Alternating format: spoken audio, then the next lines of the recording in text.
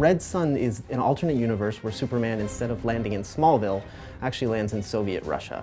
And it's the events of how he would have turned out had he been part of a communist country. The storyline is just one of the most intriguing ones. If he lands in Russia, is really what it's all about. And being able the ability to add an additional 20 missions to our already robust scenario mode, I think it's going to give the players a lot of enjoyment. I thought it was genius, actually, the whole idea of Superman landing in Soviet Russia and how that impacts the storyline. When we knew we were going to be able to do a lot of skins and DC kind of gave us the go-ahead, Red Sun would have been on the top of my list. So the Red Sun pack gets you 3 versions of our characters as if they were in this Red Sun universe. You get Superman, Wonder Woman, and Grundy. It also includes 20 Star Lab missions, which are these stories that take place throughout the Red Sun comic book arc. The Star Lab missions are pretty much the natural evolution of how we've done our challenge missions in the previous games. What we're doing this time around is focusing a lot more on unique individual missions where they're a lot more elaborate. So you get to do a variety of different things, whether it's play something like a 2D side-scroller for a mission or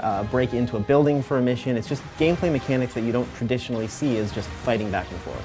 So my favorite thing about the Red Sun design on Superman is the way they took what is still a traditional costume and really gave it this militarized feel. So there's the obvious design element of the hammer and sickle replacing the S for his shield. We hold the S shield for Superman in very high esteem, and it's interesting to see, the hammer and sickle put into that S shield, and I think the graphic of that is really cool. But you also get to see these sort of dark colors and these tight stitching on his collar that really makes him look like this militant figure. We use more of an S-shields type belt for Superman, where I think in the comics it was a little more circular in design, and Wonder Woman had a type of matching belt in the comics. I think the color scheme is awesome, right? Because we have the black and the grays, and then you have that stark red against that. Red Sun Grundy doesn't actually exist in the comic book. We really wanted to expand the universe of Red Sun, so we picked a character that we thought would fit really well in there. So we added Grundy, who's this big communist sort of comrade friend. Red Sun Grundy has a few things that are different and I thought were really cool to add in that gave that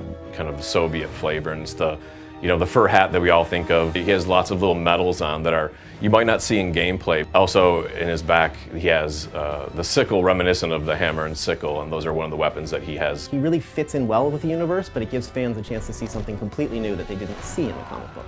Everyone around here sort of knows that Superman is my favorite character, so even though it deeply pains me to see that hammer and sickle on his chest, he's my favorite because he'll give me a chance to really beat the crap out of this Soviet Superman.